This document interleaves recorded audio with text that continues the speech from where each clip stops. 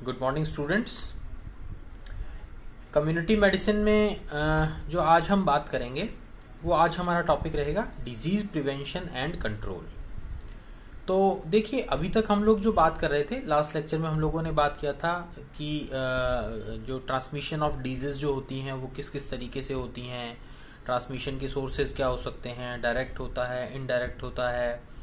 तो कुल मिलाकर के हम लोगों ने बात की कि कम्युनिटी के अंदर जो भी डिजीज है, जब वो इन्फेक्शियस एजेंट कम्युनिटी में प्रेजेंट है, जो भी डिजीज कम्युनिटी में प्रेजेंट है, तो वो एक पर्सन से दूसरे पर्सन तक किस तरीके से या किस किस मोड से, किस किस माध्यम से पहुंच सकती है। तो वो हमें पता होना बहुत जरूरी है, क्योंकि जब हमें वो चीजें पता होंगी तभी हम उस ट्रांसमिशन की चेन को हम ब्रेक कर सकते हैं और कम्युनिटी के अंदर एक पर्सन से दूसरे पर्सन में वो डिजीज ना जाए, उसके लिए हम एक हेल्थ एजुकेशन का जो एक वे है उसको ऑप्ट कर सकते हैं, या इंडिविजुअली जो लोग हैं उनको उससे बचा सकते हैं इन्फेक्शन को एक से दूसरे पर्सन में जाने से। तो उसमें डायरेक्ट इनडायरेक्ट इस तरीके के कुछ जो क्लासिफिकेशन था उसके बारे में हम लोगों ने बात की थी। तो होप कि आप लोगों को वो चीज समझ में आ गई होगी। आज हम जो बात कर रहे हैं वो डिजीज प्रिवेंशन एंड कंट्रोल। इसका मतलब क्या है कि कम्युनिटी के अंदर हर समय, जब भी हम कम्युनिटी के अंदर प्रेजेंट है, तो हर समय हम लोग क्या देखते हैं कि कोई ना कोई, हम जिस भी एनवायरनमेंट में है वहां कोई ना कोई इस तरीके का रिजर्वायर या पॉजिटिव एजेंट या इन्फेक्शियस एजेंट कम्युनिटी में हर समय प्रेजेंट रहते हैं। अब उस कंडीशन के अंदर हम लोग अपने आप को किस तरीके से बचा सकते हैं, या और लोगों को जो भी इन्फेक्शंस हैं, जो भी डिजीजेस हैं कम्युनिटी में स्प्रेड कर रही हैं, वो और लोगों को ना हो, उसको किस तरीके से हम रोक सकते हैं, तो उसके बारे में हम लोग डिजीज प्रिवेंशन एंड कंट्रोल में बात करते हैं। तो जैसा कि टर्म से क्लियर है, प्रिवेंशन यानी बचाव और कंट्रोल यानी अगर कम्युनिटी के अंदर किन्हीं लोगों को कोई इन्फेक्शन या कोई भी डिजीज डेवलप हो गई है तो वो उस पर्सन के अंदर उसकी इंटेंसिटी को कंट्रोल, प्लस कम्युनिटी के अदर पार्टिसिपेंट या जो अदर पॉपुलेशन है, जो हेल्दी पॉपुलेशन है, उसमें उस इन्फेक्शन का ट्रांसमिशन ना हो, उसको हम लोग किस तरीके से लिमिट कर सकते हैं। तो डिजीज प्रिवेंशन एंड कंट्रोल। तो इसके अंदर हम लोग जो मेजर्स काम में लेते हैं वो सारे मेजर्स कौन से होंगे? वो ऐसे मेजर्स जो कि डिजीज के डेवलप होने में, डिजीज के आगे प्रोग्रेशन के अंदर और फिर उसके बाद में उसके रिकवरी से रिलेटेड जो भी मेजर्स होंगे, उन मेजर्स को हम लोग यहाँ पर इसमें डिस्कस करते हैं। तो बेसिकली इस टॉपिक को डिजीज प्रिवेंशन एंड कंट्रोल का जो एक मेथड है, जो एक तरीका है, उसको हम लोग 3 कैटेगरी के अंदर या 3 इसके जो स्टेप्स हैं उसके अंदर हम इसको डिवाइड करते हैं। तो वो 3 स्टेप्स कौन कौन से हैं? सबसे पहला हो गया लिमिटेशन ऑफ रिजर्वायर, ठीक है, या कंट्रोलिंग ऑफ रिजर्वायर। तो रिजर्वायर का कंट्रोलिंग हो गया। दूसरा क्या हो गया?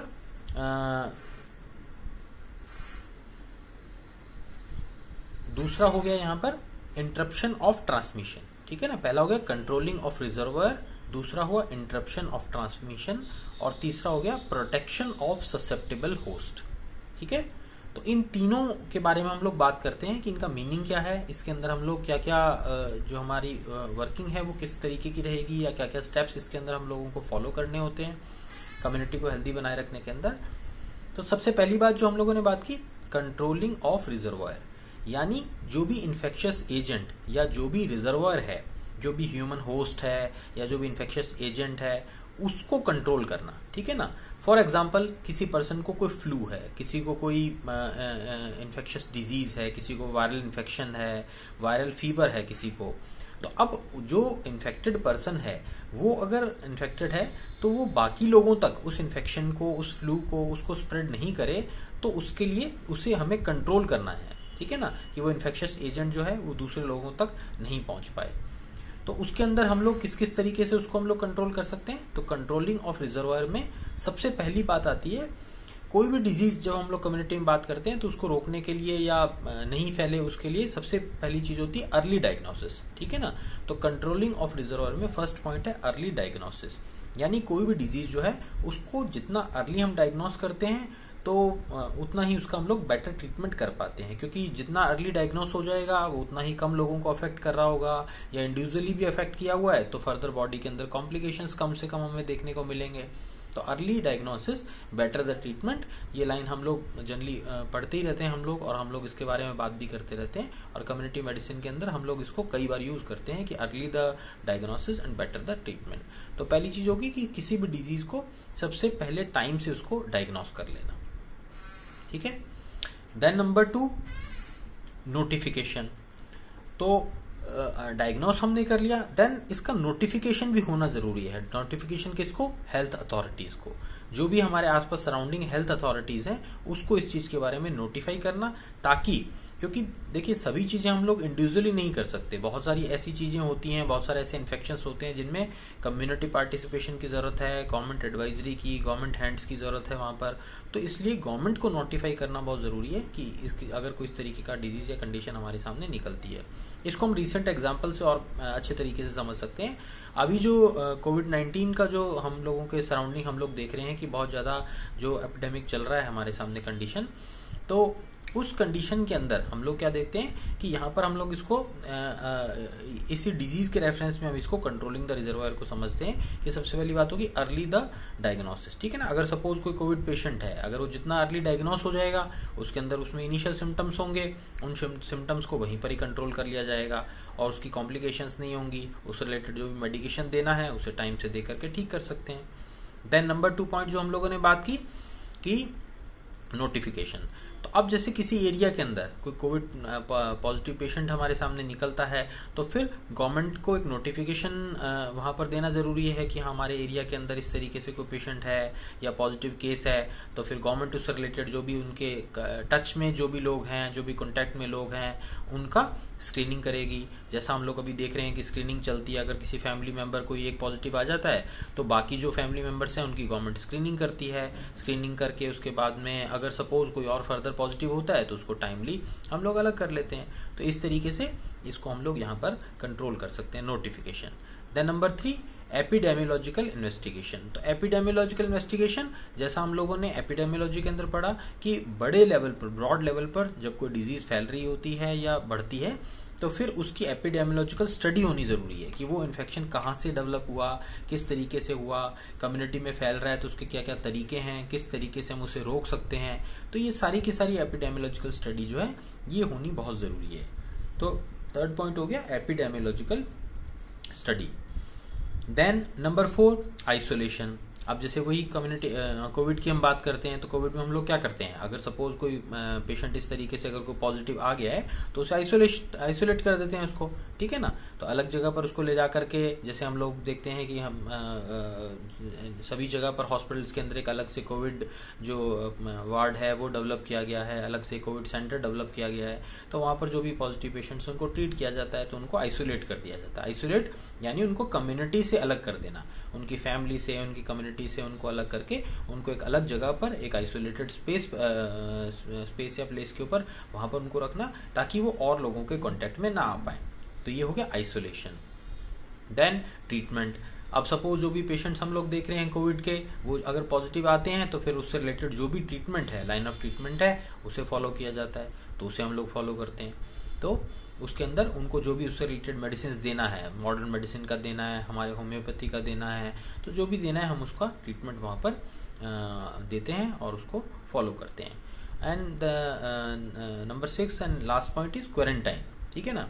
और लास्ट हम लोग अभी यहाँ पर क्या देख रहे हैं, क्वारंटाइन। तो क्वारंटाइन कौन होता है, जो भी सस्पेक्टेड केसेस होते हैं उसको हम लोग क्वारंटाइन करते हैं। तो क्वारंटाइन यानी उनको हम लोग अलग करते हैं, जो भी पॉजिटिव केसेस हैं, फैमिली मेंबर्स हैं, उनको हम लोग क्वारंटाइन करके एक अलग उनको भी, ताकि और फर्दर कम्युनिटी के वो ना आए, जब तक उनका एक प्रॉपर मॉनिटरिंग या उनका एक हमारे सामने एक्यूरेट रिजल्ट नहीं आता कि उनमें वो इन्फेक्शन है या डिजीज नहीं है, तब तक उन्हें एक क्वारंटाइन रखा जाता है। या सपोज एक इंक्यूबेशन पीरियड जब तक है उस डिजीज का, जैसे हम लोग देखते हैं ना 14 दिन का हम लोग आइसोलेशन या क्वारंटाइन की बात हम लोग सुनते हैं या हम लोग देख रहे हैं कि पेशेंट को रखा जाता है। क्यों रखा जाता है, क्योंकि इंक्यूबेशन पीरियड है 14 डेज। तो उस दौरान जो है वो पर्सन किसी भी हेल्दी पर्सन को फर्दर दोबारा उसके अंदर वो इन्फेक्शन होने की पॉसिबिलिटीज होती हैं। प्लस क्या होता है कि वो किन्हीं दूसरे लोगों को भी अफेक्ट करने के लिए इंक्यूबेशन पीरियड के अंदर कई इन्फेक्शंस इस तरीके के होते हैं जो इंक्यूबेशन पीरियड के अंदर भी दूसरे लोगों के अंदर ट्रांसमिट होने की जिनकी पॉसिबिलिटी रहती है।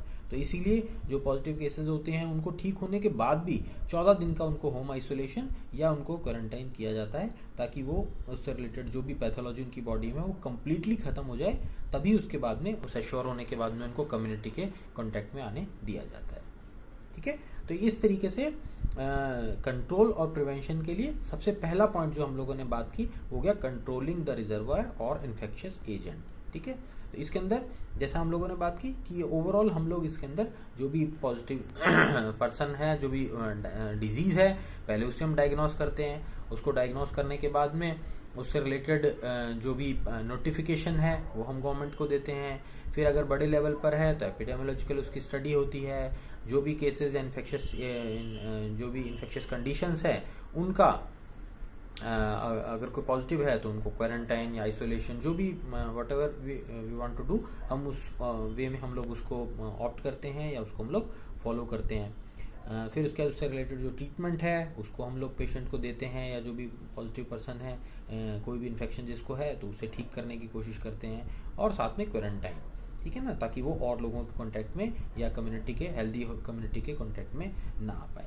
तो ये इस तरीके से हम लोग कम्युनिटी के अंदर कोई भी डिजीज जो होती है उसको फैलने से रोकने के लिए जो एफर्ट है वो सारे हम लोग करते हैं, और ये प्रैक्टिकली हम लोग देख रहे हैं। ठीक है ना, ये सिर्फ कम्युनिटी मेडिसिन में जैसे हम लोग जो भी बात कर रहे हैं ये सिर्फ एक थ्योरेटिकल पार्ट नहीं है। हम लोग अभी ये चीजें बिल्कुल प्रैक्टिकली एट प्रेजेंट इस सिनेरियो में हम लोग देख रहे हैं। बिल्कुल इसी तरीके से ही इस डिजीज का जो है, जो भी कोविड-19 चल रहा है उसका जो भी गवर्नमेंट जो एक्शन ले रही है, जो एक मोड ऑफ एक्शन है गवर्नमेंट का, वो बिल्कुल सेम यही है जो हम लोग बात कर रहे हैं, जो लोग हम पढ़ते हैं। यही सारा का सारा इस तरीके से फॉलो किया जाता है, ताकि इसके अंदर जो भी कम से कम लोग जो भी लोग हैं उनका जल्दी से जल्दी डिटेक्शन हो जाए। तो इसीलिए सैम्पलिंग बढ़ाई जा रही है। जैसे हम लोग देखते हैं ना कि सैम्पलिंग बहुत ज़्यादा हो रही है, लोगों की चेक किया जा रहा है, जगह जगह पर कैंप्स किए जा रहे हैं, ताकि जो भी प्रॉब्लम है, जो भी कोविड-19 केसेस हैं वो सामने हमारे निकल करके आ जाएं, और जितना निकल करके आएंगे उतना जल्दी उनको आइसोलेट करके या क्वारंटाइन करके उनका ट्रीटमेंट किया जाएगा, ताकि वो जो बाकी हेल्दी कम्युनिटी है उसको अफेक्ट ना कर सकें। तो इसलिए इस तरीके से हम लोग इसको लेकर के चलते हैं, ताकि कम्युनिटी के अंदर जो भी डिजीज़ है, जो भी प्रॉब्लम है, जो भी इन्फेक्शंस है वो आगे हमें ना हो पाए, या हम उसको किस तरीके से कंट्रोल करते हैं। ठीक है, तो ये इस तरीके से हम लोग प्रिवेंशन और कंट्रोल की हम बात करते हैं कि किस तरीके से कम्युनिटी में ये सारी चीज़ें होती हैं, और क्या एक तरीका है इन्हें फॉलो करने का। तो आज हम लोगों ने ये एक जो इसका फर्स्ट पॉइंट था कंट्रोलिंग द रिजर्वायर और इन्फेक्शियस एजेंट, उसके बारे में हम लोगों ने बात की। और इसके जो स्टेप्स हैं, जैसे हम लोगों ने बात की आगे कि इंटरप्शन ऑफ ट्रांसमिशन या प्रोटेक्शन ऑफ ससेप्टिबल होस्ट, ये भी हमारे टॉपिक्स हैं, तो इनको भी हम समझेंगे। तो ये सारे पार्ट्स हैं, ठीक है ना, कि किस तरीके से हम लोग स्टेप बाय स्टेप चल सकते हैं। तो उसके बारे में हम लोग नेक्स्ट लेक्चर में जो हमारे जो बाकी के पॉइंट्स हैं उनको हम लोग फिर नेक्स्ट लेक्चर में डिस्कस करेंगे। Thank you.